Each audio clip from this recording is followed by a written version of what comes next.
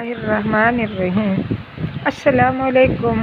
میرے پیارے دینی اسلامی بہن بھائیوں، ماں بیٹیوں،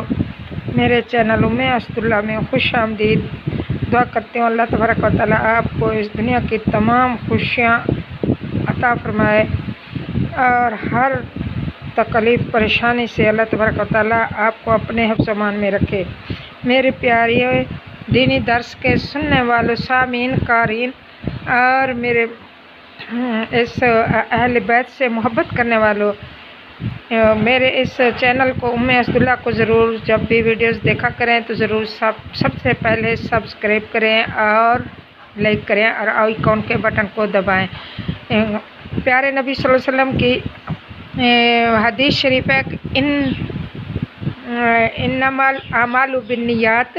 کہ ہر کام کا دارالمدار نیت ہی پر ہوتا ہے۔ بخاری شریف کی حدیث ہے، کیونکہ ہر کام نیت، اگر آپ اسلام کی خدمت کی نیت کریں گی کہ وہ بیان کر رہی ہیں، اگر میں دین کا درس دے رہی ہوں اس نیت سے کہ اللہ تبارک و تعالیٰ میری آخرت اور عاقبت کو سنوار دیں، تو آپ بھی اس طرح انما الاعمال بالنیات کریں کہ اللہ تبارک و تعالیٰ ہم دین اسلام سے محبت کرتے ہیں، اے اللہ اس وجہ سے ہم تیری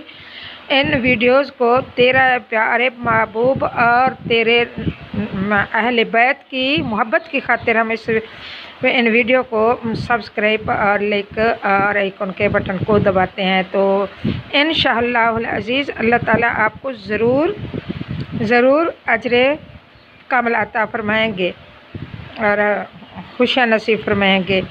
تو میں تھوڑا اس وقت آپ کو تعارف امام حسین پاک رضی اللہ تعالیٰ عنہ کا کرا رہی ہوں،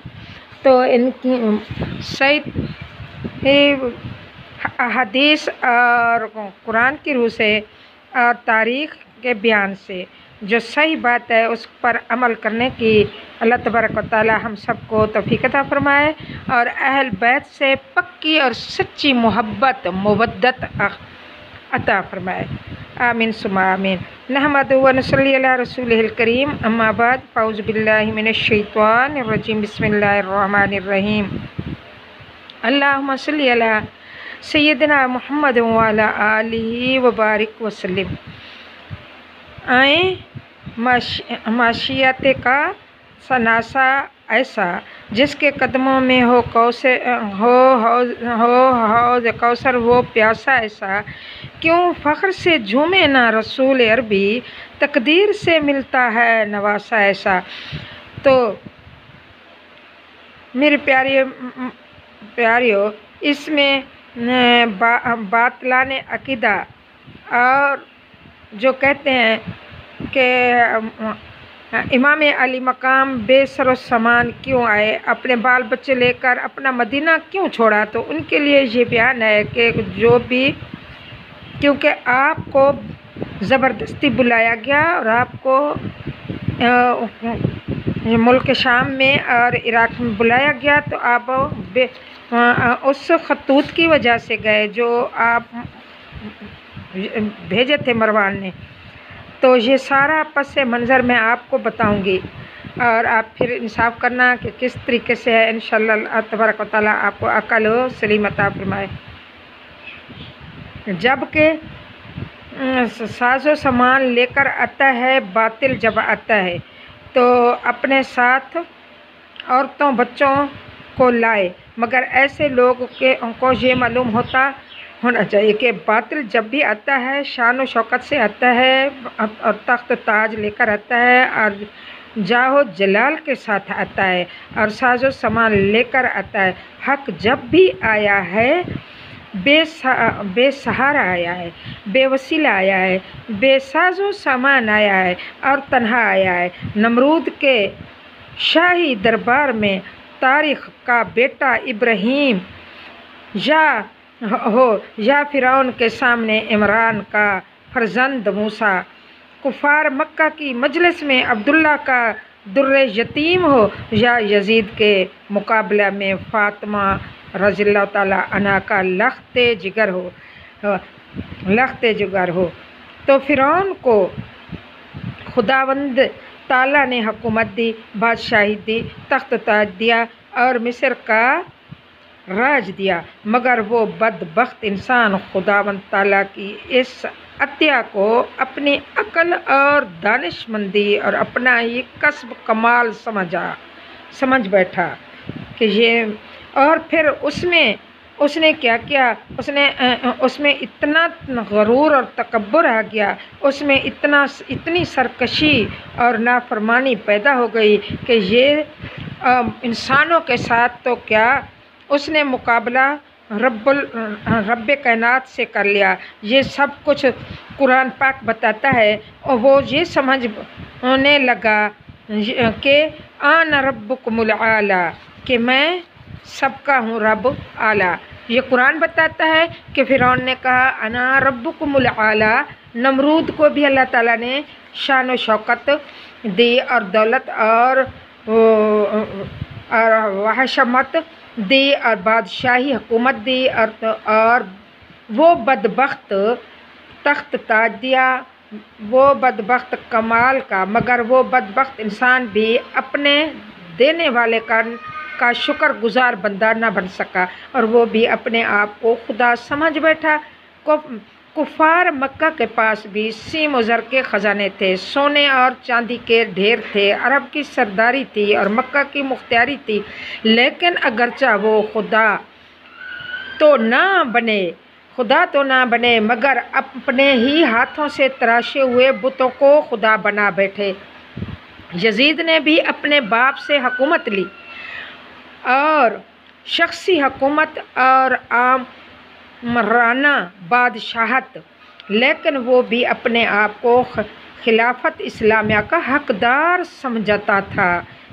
اور مسلمانوں کا امیر سمجھ بیٹھا، مگر ان باطل پرستوں کا انجام کیا ہوا، خدا کی قدرت دیکھیں۔ فرعون دریائے نیل کے لہروں میں ڈوبا، اور نمرود کو مچھر نے مارا، اور ابو جہل کو بچوں نے قتل کیا، اور یزید کو درد کلنج سے ختم کیا، اور حق پرستوں کا انجام خدا کی شان۔ حضرت موسیٰ کلیم اللہ ہوئے، اور حضرت ابراہیم خلیل اللہ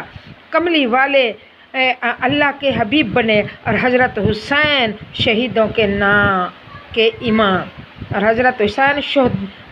کے امام۔ فرعون ڈوب گیا، اور اس وقت مصریوں کا خدا مر گیا،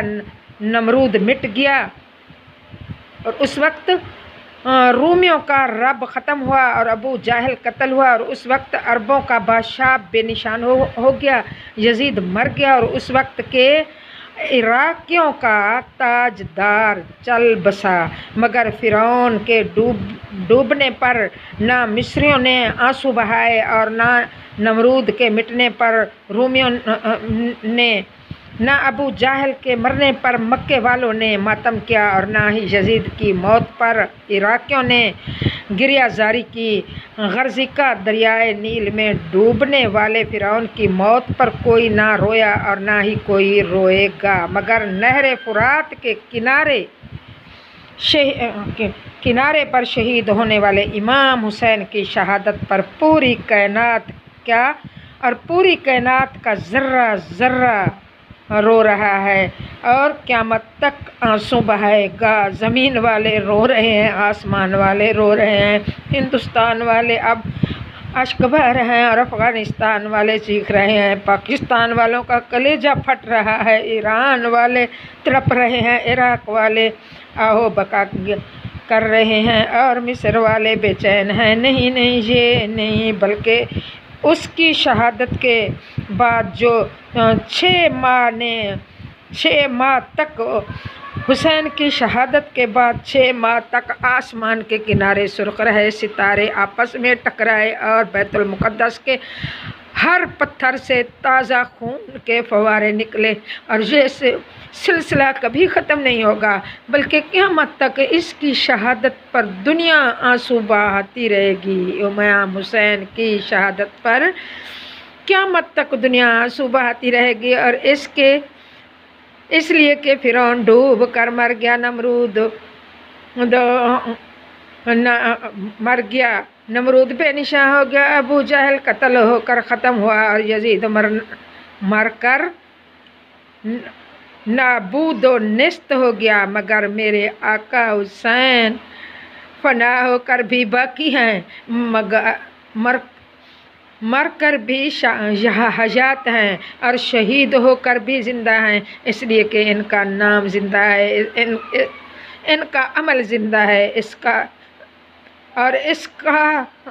दरवाज़ा और हुसैन का दरवाज़ा इस्लाम ज़िंदा है, और उसके नाम लेवा ज़िंदा हैं और क़यामत तक ज़िंदा रहेंगे। उसके ग़ुलाम ज़िंदा हैं, हुसैन के ग़ुलाम ज़िंदा हैं और उनके मानने वाले ज़िंदा हैं और उनकी आल ज़िंदा है, जिसको मिटाने के लिए बहुत कोशिशें की गई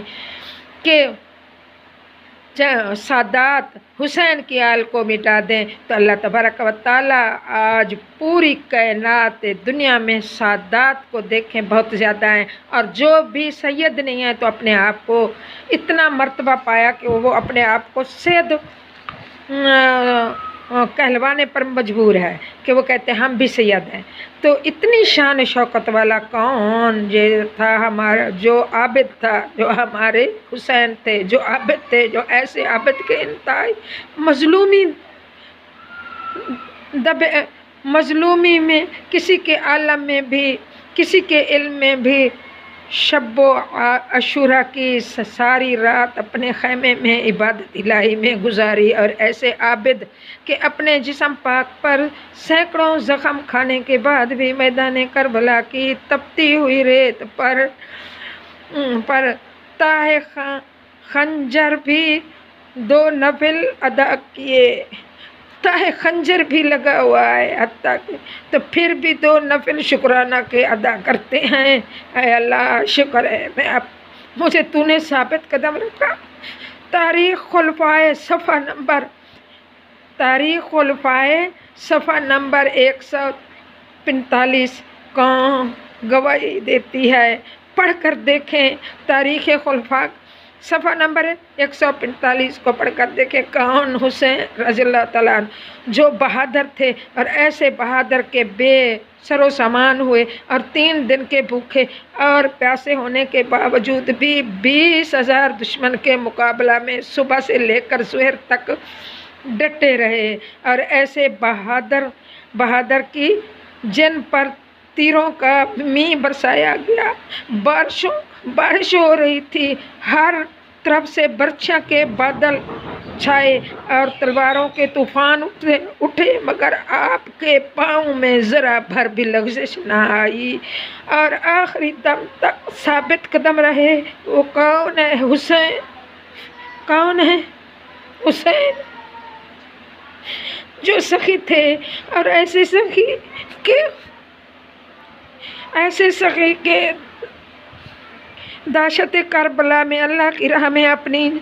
जवान बेटे अकबर को कुर्बान किया, अपने मासूम असगर को अपनी झोली में दम तोड़ते देखा, अपने भाई की अमानत कासिम को सर को पामाल करते देखा, अपनी बहन के जिगर गोशो आन मोहम्मद की लाशों को खून में खाक पर तड़पते देखा, अपने भाई अब्बास के बाजू कलम करवाए, और फिर सबसे आखिर में अपने बीमार बेटे आबिद को, अपनी लाडली बेटी सकीना को, अपनी प्यारी बहन ज़ैनब को बेसहारा छोड़कर अल्लाह के हवाले कर बेसहारा छोड़ते हैं अपनी जान की भी पर सखावत कर दी। इसलिए तो जोश मलिहा आबादी खुदा से एक बात कहता है, खुदा से एक बात की। जोश मलिहा आबादी ने ऐ बार गाए इला नुहा सुनाता फिरता,